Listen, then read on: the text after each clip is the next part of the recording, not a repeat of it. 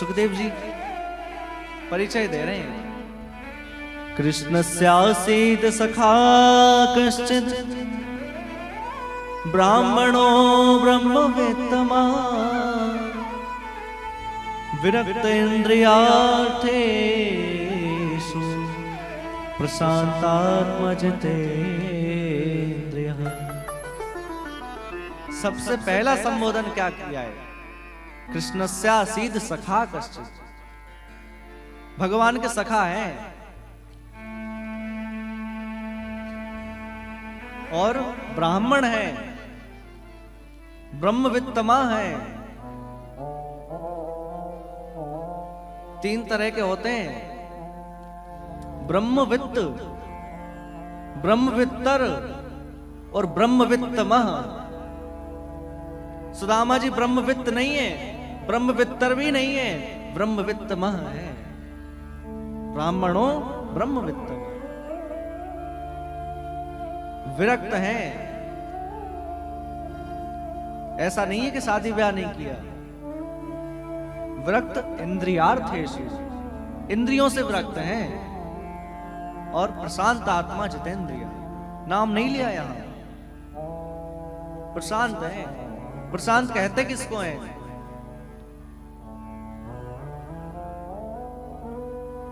जो क्रोध ना करे उसको शांत कहते हैं। कहते हैं ना ये तो बड़ा शांत है, जो क्रोध ना करे। पर प्रशांत किसको कहते हैं? जो क्रोध के प्रबल से प्रबल कारण उपस्थित होने पर भी क्रोध ना करे, उसको प्रशांत कहते हैं। अरे ऐसे तो हम लोग भी शांत बन जाते हैं, लेकिन जब हमें कोई गाली दे रहा हो, कोई हमसे भला बुरा कह रहा हो, तब भी हम शांत बने रहें, उसी को कहते हैं प्रशांत। प्रा उपसर्ग लगाए,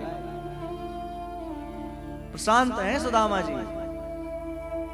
अपनी इंद्रियों को जीत रखा है जितेंद्रिय।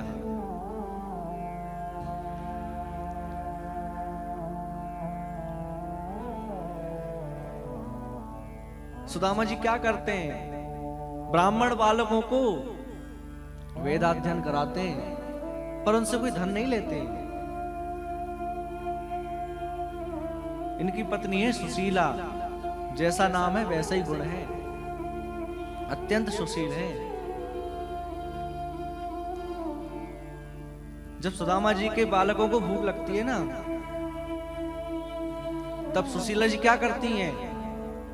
एक बटलोई में पानी रखकर चूल्हे पर चढ़ा देती हैं। बालकों से कहती हैं, देखो अभी भोजन बन रहा है, अभी चलकर भजन करो, जैसे ही भोजन बन जाएगा तो हम सब भोजन करेंगे। भजन करते करते बालकों की नींद लग जाती है, सो जाते हैं। कई कई दिन ऐसा होता है। आस पड़ोस की सहेलियां पूछती हैं, अरे बहन सुशीला, आज तुम्हारे यहां भोजन नहीं बना? क्योंकि जब भोजन बनता है तो धुआं निकलता हुआ दिखता है ऊपर। आज तुम्हारे यहां भोजन नहीं बना? सुशीला जी कहती हैं, आज हमारे यहां एकादशी है। 4 दिन बाद फिर नहीं बना। अरे सुशीला, आज क्यों नहीं बना? सुशीला जी कहती हैं, आज भी हमारे यहां एकादशी है। किसी ने पूछा कि एकादशी तो 1 महीने में 2 ही बार आती है, और तुम हर का भी एकादशी कहती रहती हो। तो सुशीला जी क्या कहती हैं कि देखो, हमारे यहाँ भगवान की विशेष कृपा है। लोगों के यहाँ तो 2 ही एकादशी आती है महीने में, पर 1 माह 2 पाक में 2 ही एकादशी हुई। और मेरे तो गोपाल जी नित्य एकादशी हुई। हमारे यहाँ तो ठाकुर जी की विशेष कृपा है, नित्य एकादशी है।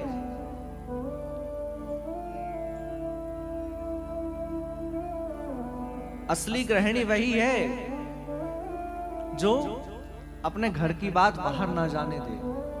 अरे हमारे घर में क्या चल रहा है? कोई कोई होती हैं सबकी नहीं कह रहा मैं, कोई कोई होती है घर में थोड़ा सी अनबन हुई, जाकर पड़ोसी से कहने लगी, कुछ भी बात हुई अपने सहेलियों से कहने लगी, फोन लगा दिया। लेकिन सच्ची गृहिणी कौन है जो अपने घर की बात को घर में ही रखे। अरे जब हम दरवाजा खोलकर बाहर निकले ना, तब हंसते हुए निकले, प्रसन्नचित्त होकर निकले।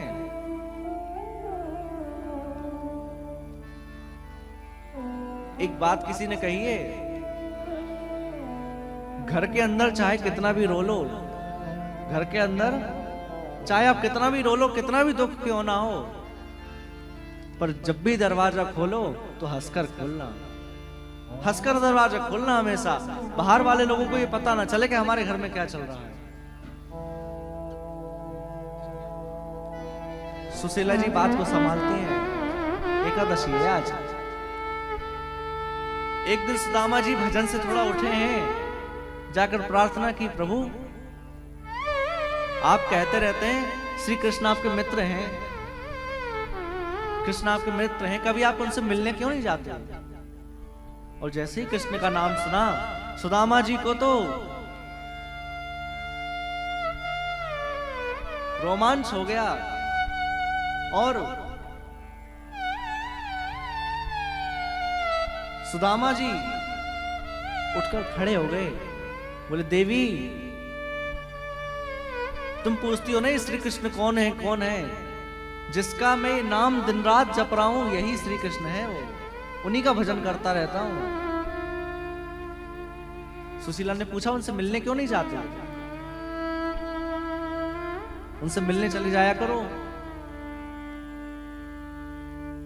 सुदामा जी ने कहा, मैं चले तो जाऊं, पर खाली हाथ जाऊंगा तो अच्छा नहीं लगेगा। सुशीला जी ने कहा, आप चिंता मत करो, मैं कुछ लाकर देती हूं, आप ले जाना। आस पड़ोस से 4 मुट्ठी चावल लेकर आई, एक पोटली में, फटी सी पोटली में बांध दी, दे दी, कहा जाओ अपने मित्र से मिलाओ। सुदामा जी किस लिए गए? कुछ मांगने नहीं गए। ध्यान देना मेरी बात पर। सुदामा जी कुछ मांगने नहीं गए।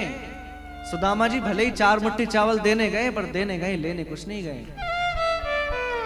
भले ही 4 मुट्ठी चावल देने गए। पूछ का समय है, कड़ाके की ठंड है, निकले हैं अपने घर से द्वारिका के लिए। पैरों में पादुका नहीं है, नंगे पैर चले जा रहे हैं। कृष्ण के विरह में कभी तो दौड़ने लगते हैं, इतने प्रसन्न हो जाते हैं, कभी दौड़ने लगते हैं, कभी बैठ जाते हैं, कभी गिर जाते हैं, फिर उठकर फिर दौड़ने लगते हैं।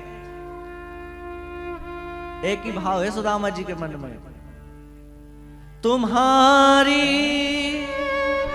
याद आती है, तुम्हारी याद आती है, बताओ क्या करें मोहन, बताओ क्या करें।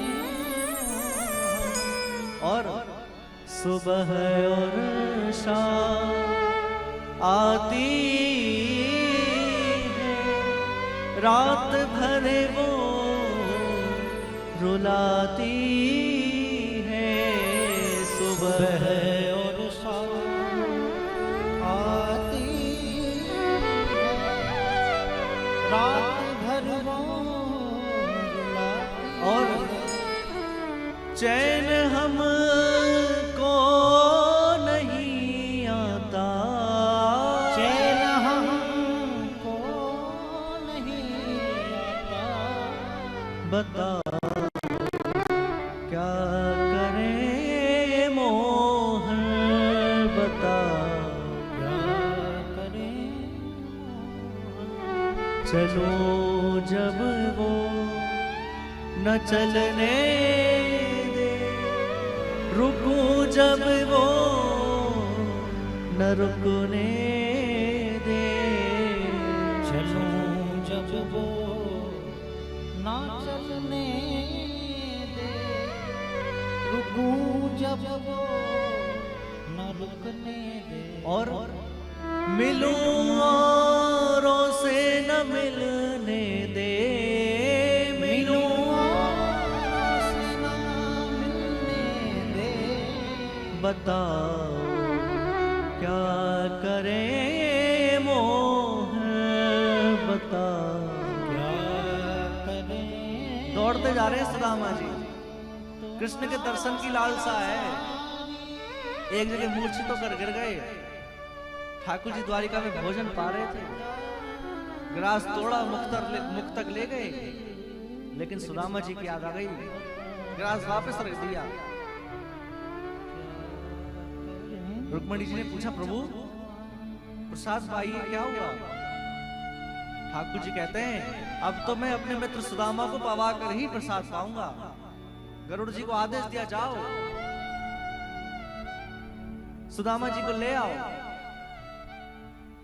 गरुड़ जी गए, अपनी पीठ पर बिठाया, सुदामा जी मूर्छित हैं, द्वारिका से कुछ कदम दूर छोड़ दिए लाकर। सुदामा जी को जैसे ही होश आया, अरे मुझे तो बहुत दूर जाना है, मैं तो मूर्छित होकर गिर गया। फिर दौड़ने लगे, थोड़े आगे बढ़े, जाकर पूछा, भैया ये कौन सा नगर है? किसी ने कहा ये द्वारिका है। अच्छा मैं द्वारिका आ गया, ये बताओ यहाँ मेरा कन्हैया कहाँ रहता है? कन्हैया कहाँ रहता है यहाँ? किसी ने कहा यहाँ कन्हैया नाम का तो कोई नहीं रहता, क्योंकि वहां तो राजा हैं, महाराज, राजाधिराज महाराज श्री कृष्णचंद्र, द्वारिकाधीश, अनेक संबोधन लगते हैं उनके नाम में, कन्हैया नाम से कोई नहीं जानता। अरे भैया मैंने सुना है आजकल वो यहाँ का राजा बन गया है। किसी ने कहा, आप हमारे प्रभु की तो बात नहीं कर रहे द्वारिकाधीश की? बोले हाँ मैंने सुना है यहाँ का राजा बन गया है। कहाँ रहता है? किसी ने कहा, ये देखो जितने महल दिख रहे हैं ना, सब उन्हीं के महल हैं, पर बीच में ये जो सबसे बड़ा महल दिख रहा है, ये रुक्मणी जी का महल है। प्रभु प्रायः यहीं विराजते हैं, आप चले जाइए। महल के दरवाजे पर पहुंचे, द्वारपालों ने हाथ जोड़कर पूछा, अभी प्रभु प्रसाद पा रहे थे, विश्राम में चले गए होंगे, आप हमें बता दीजिए, आज्ञा करिए। लोग कहते हैं, टीवी सीरियलों में दिखाते हैं, सुदामा जी को धक्का मारकर गिरा दिया, चोट लग गई।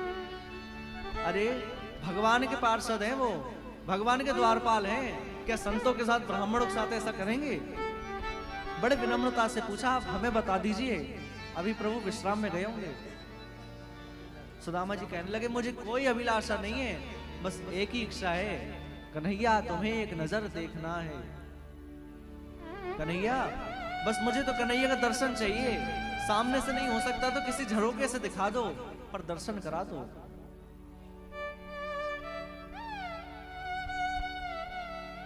एक द्वारपाल गया,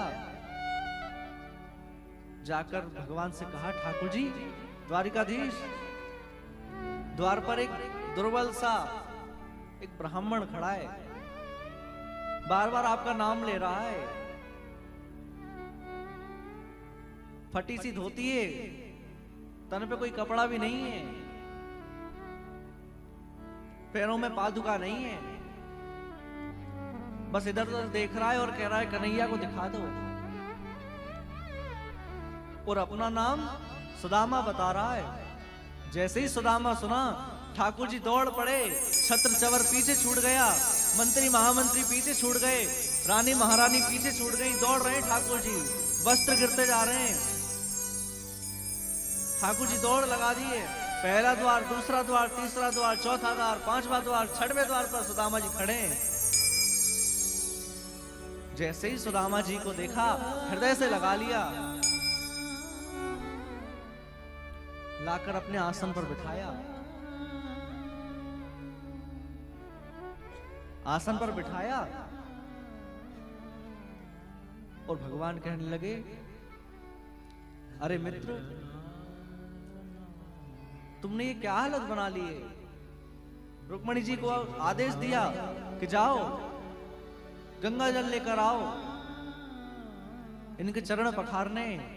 पर जैसे ही रुक्मणी जी गंगा जल लेकर आई तो क्या देखती हैं, ठाकुर जी ने तो पहले ही अपने आंसुओं से सुदामा जी के चरण धो दिए, अब जल की आवश्यकता नहीं बची।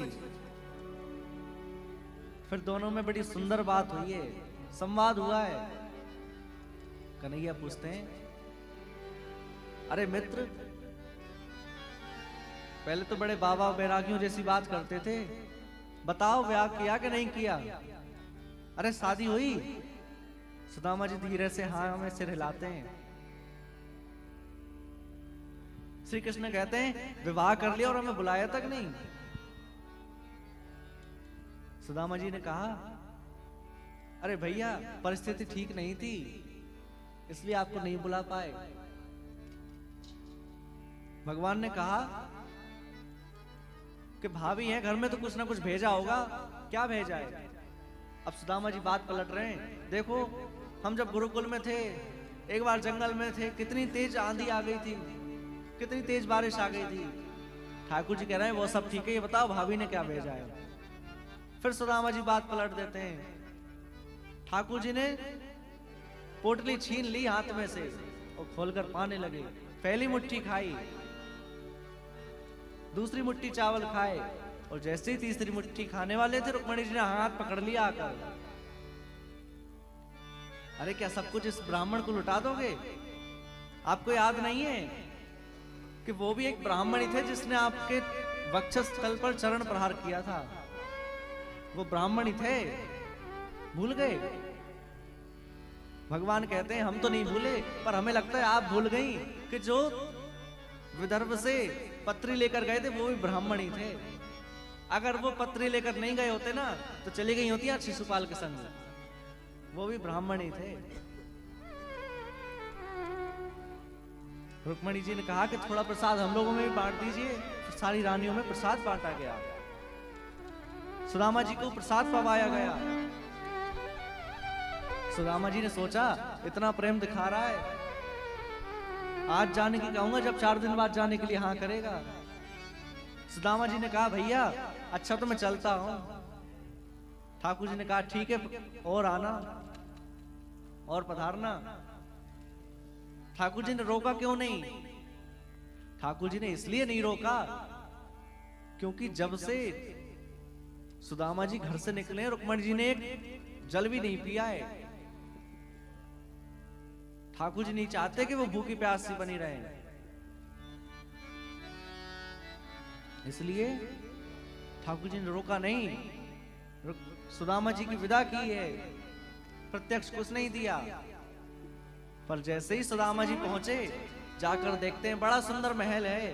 पूछा ये किसका नगर है? किसी ने कहा ये सुदामा जी का है। बोले आपके सेठ जी कहां मिलेंगे? किसी ने कहा वो सेठ जी नहीं ब्राह्मण है। बोले सुदामा भी मैं ही हूं, ब्राह्मण भी मैं ही हूं। पता कैसे चले? ये मेरे ही है। अंदर से सुशीला आ रही है, आरती उतारी। ठाकुर जी प्रकट हुए, कहा कि ये मेरा ही प्रसाद है, आप इसको ग्रहण कीजिए, रखिए। बड़ा सुंदर सुदामा जी का चरित्र है। इसके बाद अनेक अनेक ठाकुर जी की लीलाएं हैं। फिर यदुवंश धीरे धीरे समाप्त होने लगा, ऋषियों का श्राप लग गया, यदुवंश समाप्त होने लगा। ठाकुर जी ने भी एक पहेलिये के बाण को निमित्त बनाकर स्वयं को परम धाम के लिए भेजा है। ठाकुर जी जैसे ही बाण लगा ना, ठाकुर जी का वो देह तो उसमें से एक ज्योति निकल गई, वह ज्योति गोलोक चली गई और एक ज्योति श्रीमद् भागवत में विराजमान हो गई। ठाकुर जी आज भी श्रीमद् भागवत में है।